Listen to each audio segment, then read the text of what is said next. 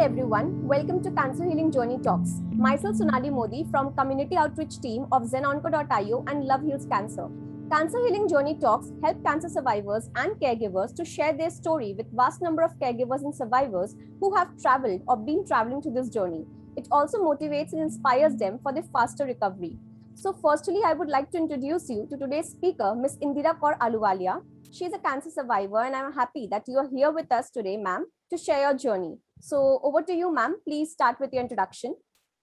Sonali, thank you so much. It's a privilege to be at this event and be part of this journey that many of us as fellow warriors are fighting together. I've been living with cancer since 2007 and have lived with God's grace an incredibly complete life as I've done it. So I've been an entrepreneur and an executive in the federal government contracting space in the Washington, D.C. area.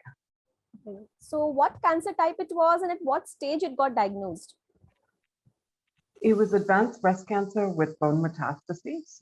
I discovered it at stage 4, which was in the time frame of April, May 2007. Okay. So what were the symptoms and how it got diagnosed?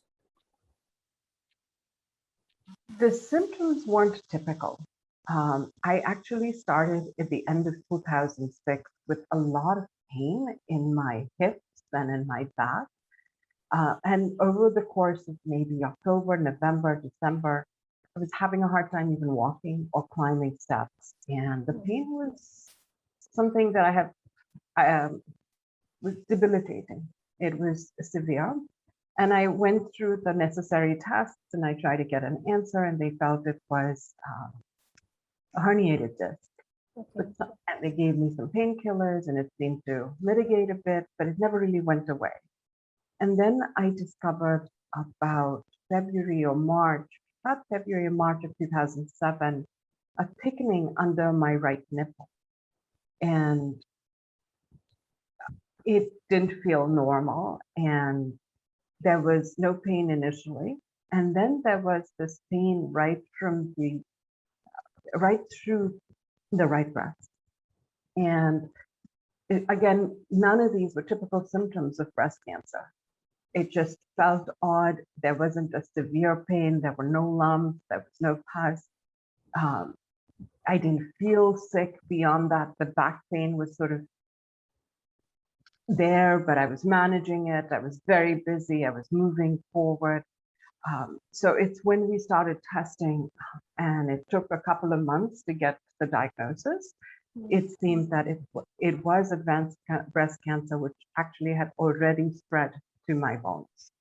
And so the symptoms that I first got was pain in my skeletal,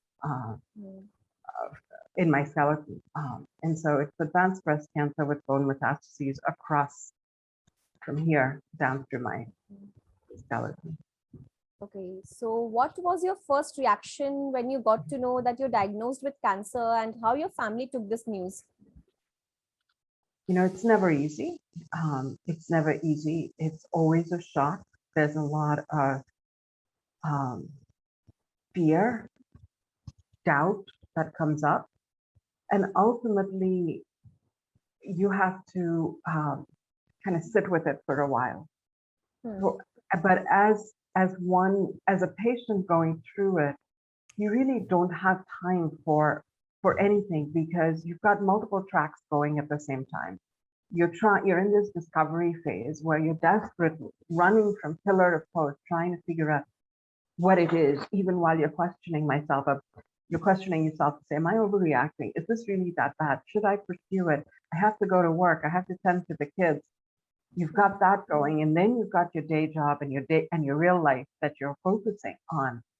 So in those quiet moments where you're facing up to the pain and you're facing up to what you fear, there is fear, there is doubt. But all through that, there was a sense in me of faith, a clear sense that no matter what, I was going to be protected by faith. And my family also has incredible faith. My father had lived with cancer before me. And he'd shown me that even if it seems impossible, you can control your reactions and you can put your effort towards your best recovery. Yes. So I had incredible support. So what treatment you underwent? I started with chemotherapy because the cancer had already spread, and the idea was to address it systemically and aggressively.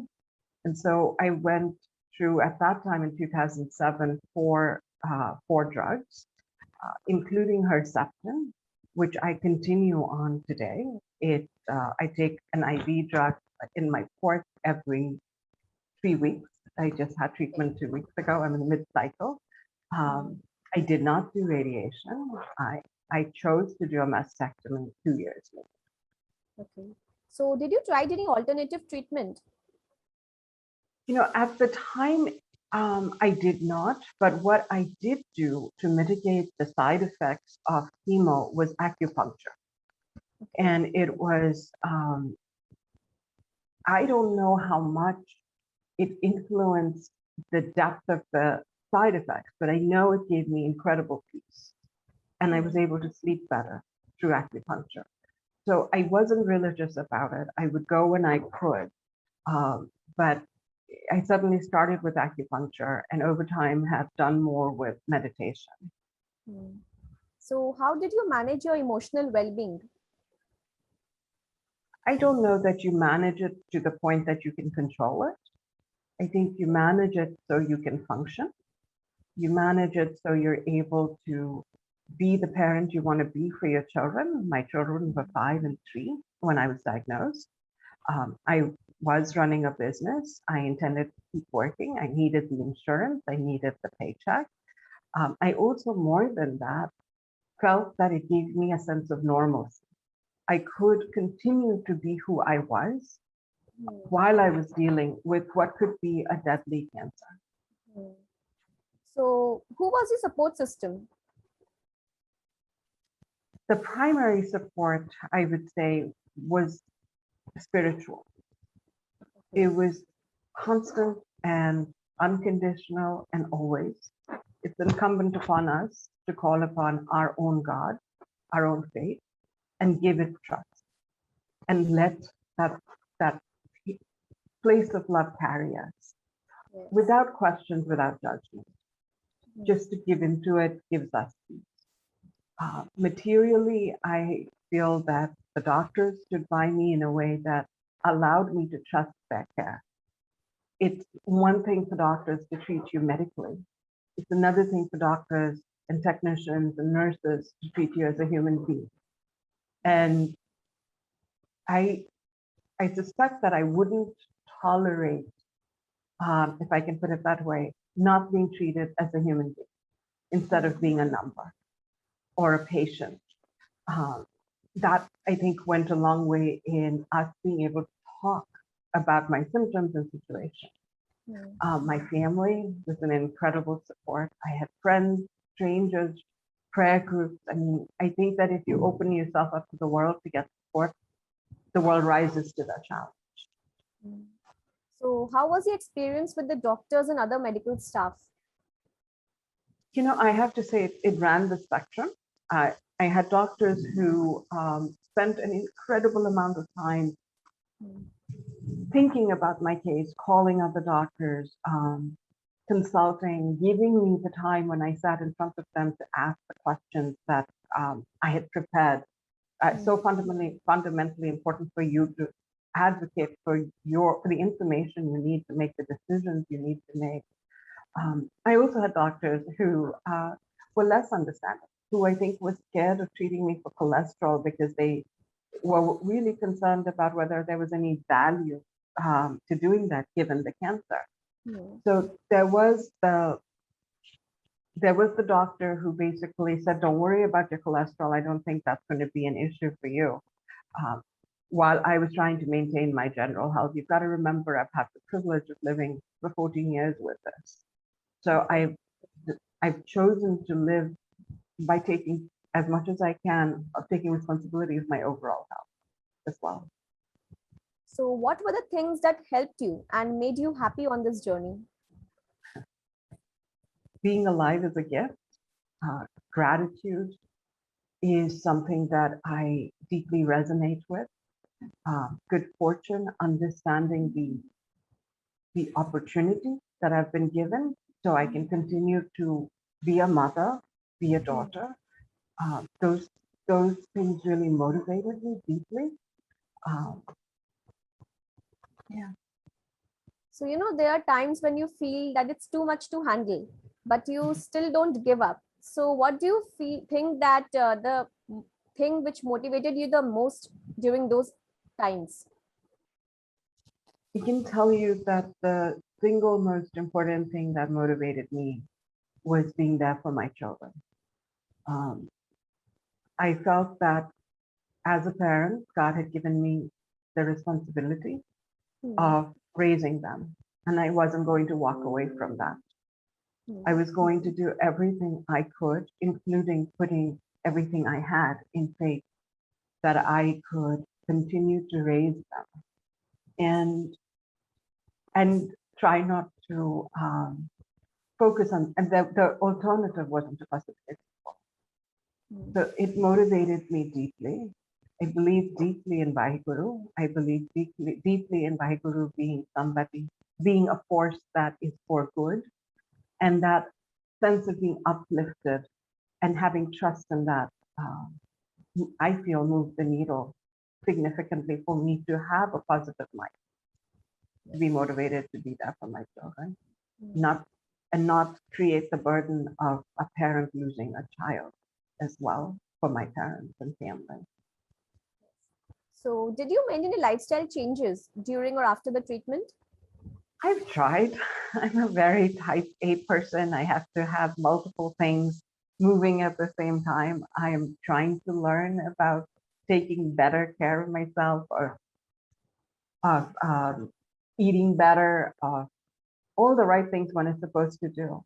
I am trying not to take what I have for granted, but for a good period of time, I devoted for a good period of time, I meditated. I kind of lost track with that. I want to get back to that.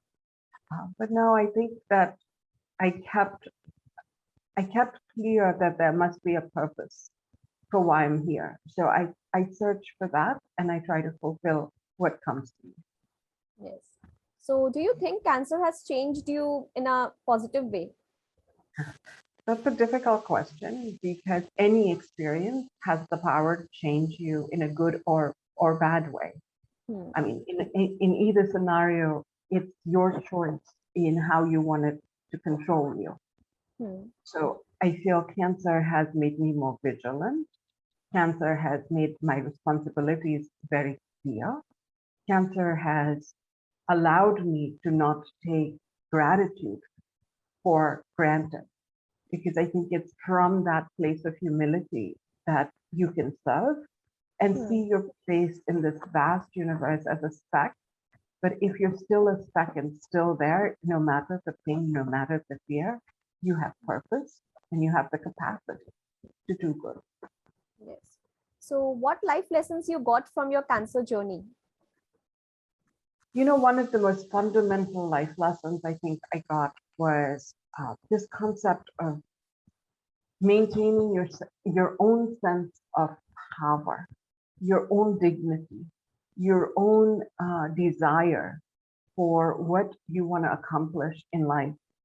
It's in that moment when you have tremendous doubt and fear that you can say, look, let me just walk right into it and through it, and I'll get to the other side. Or I can sit in it.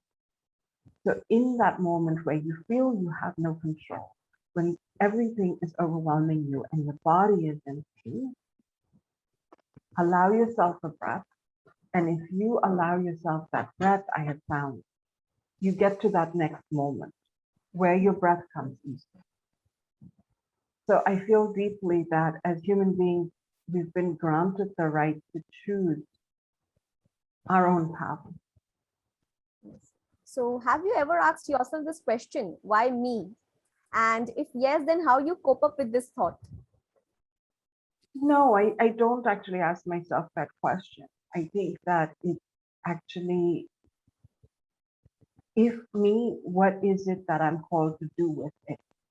Hmm. Yeah. So it is said that art or any creative thing works as healing. So have you tried any such thing during your cancer journey? You know, right from the beginning, I have known that I would write about the cancer journey. And in a few months ago, I published my book, Fast Forward to Hope. Hmm. It's choosing to fast forward to hope, choosing to build the power of self. And that is the journey that took me from fear to hope. It took me to this place where I was able to talk fully about the nuances and the challenges and the big decisions that are part of the cancer journey as you're getting diagnosed. I find there's been a lot of discussion about treatment and after treatment, how a person recovers. But I really wanted to spend the time to say what a human being, what a person goes through when they are confronted with the unknown and how you discover your way out of that box you're stuck in trying to develop a solution. So I spent a lot of time on the what that experience is. And then I've spent a lot of time on how was I able to get through it? And I spent time on science, on faith and humanity. And finally, the answer to the question why was, what is it that I need to step up to do? I needed to pull out my lessons, how my lessons could rise above the experience to carry me forward. And I pray that some of these insights and tools can help others. Hmm. So what would be a message to cancer patients and caregivers? I would say the first thing I would say is don't forget the human being you're with, or the human being you are. I think it's limiting when we start thinking or seeing another person just as one part of their identity. Cancer has one major influence, but you are the rest of you is still alive and vibrant and needed to get through this journey. So it's really essential for me that I am seen, I'm heard, and I can continue to live my life as who I am, rather than as somebody who may be dying or somebody who's suffering or somebody who has cancer, by giving us survivors, fighters, warriors, the opportunity to be seen as who we were before the diagnosis and who we can be in our lives gives us wings. It allows us to participate fully in life rather than in the one sliver that we're struggling with. Hmm. So how did you overcome your fear of treatment or side effects? You know, I have to say my father, the first day before I went into the chemotherapy, you know, I had in mind the toxicity of the chemo and the side effects. And I was anxious, I was worried. And my father said, think of it as Amrit. Hmm. Think of it as healing. Think of it as a gift from God and accept it. I think that I was able to exhale. I was able to release my pent up worry and fear and walk into the chemo lounge from the perspective that I was going with my parents' blessings and from the perspective of healing rather than fighting the good medicine. Hmm. So when did you think that I can beat this disease, or was this belief always there with you? It wasn't a question of whether I would win or lose or fight the disease. I knew I would get past it. It doesn't matter that I live with cancer right now. I am living my life. I'm enjoying the opportunity to raise my children. I'm enjoying celebrating birthdays with my family. I'm enjoying the work I do. I'm enjoying that it's fall in Washington. I think that when it becomes a transaction or a yes or no answer. We get lost in how far we progress in that fight. Versus if we live fully, accept that there is this one challenge, it doesn't control us. So did you join any support group? If so, then how did it help? I think the support group I had was my inner circle of friends and family. I think that carried me. I think that allowed me to speak from those aspects that I needed to deal with emotionally. I think it's important to be free with your emotions so you can share them. Your caregivers are struggling to know how to help you. They don't want to ask the wrong question. They're desperate to give you support. And as a patient, sometimes we are dealing with so much strain. We're not able to see beyond our own pain. But on the other hand, sometimes we don't want to burden the caregivers with more of our pain. And when I wrote my book, I was fearful about the burden it would cause to those who loved me because I've been transparent about the pain. But I found that it's been freeing. I found that people have understood, and that understanding creates a mutuality where we can connect deeply and inherently support each other. So this concept of sharing is allowing for shared humanity. So do you have the fear of reoccurrence? If yes, then how you deal with it?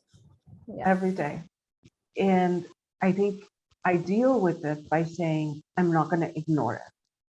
I have just done my bone scan on Friday. Today is Saturday. I don't have the result. I go for tests every 4 months. Every test can have a different answer than the one I want.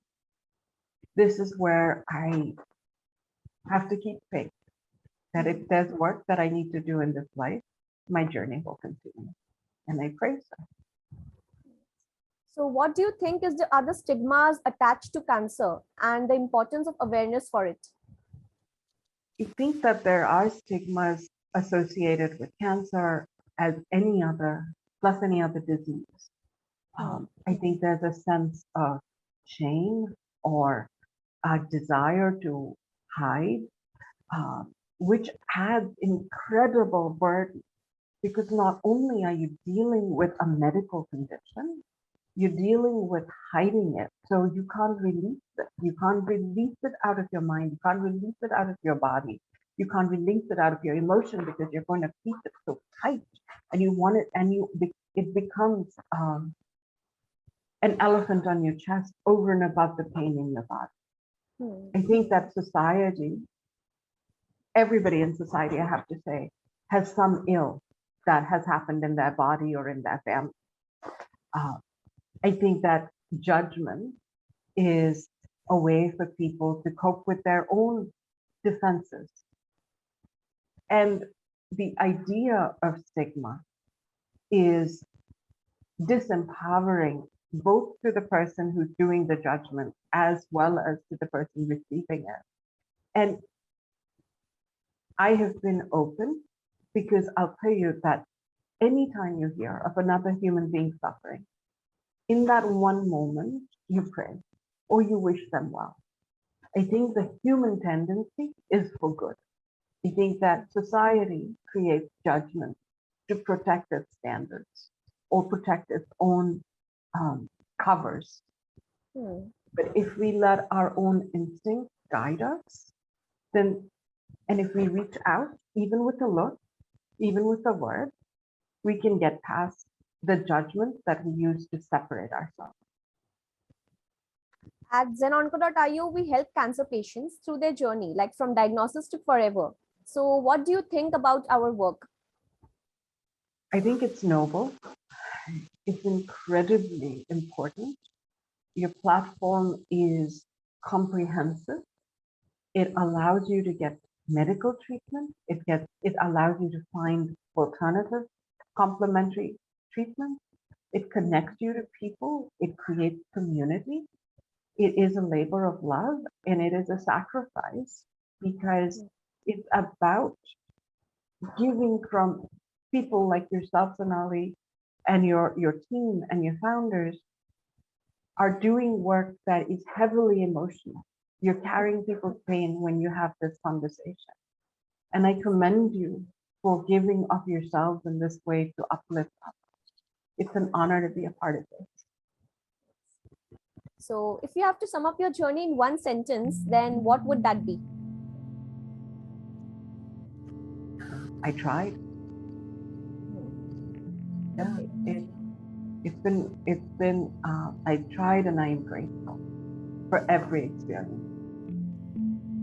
So thank you so much for your valuable time. I am sure this session really motivates people out there who have traveled or been traveling through this journey. So it was lovely having you here today with us, Indira ma'am. So once again, thank you so much for your time. Thank you so much for having me.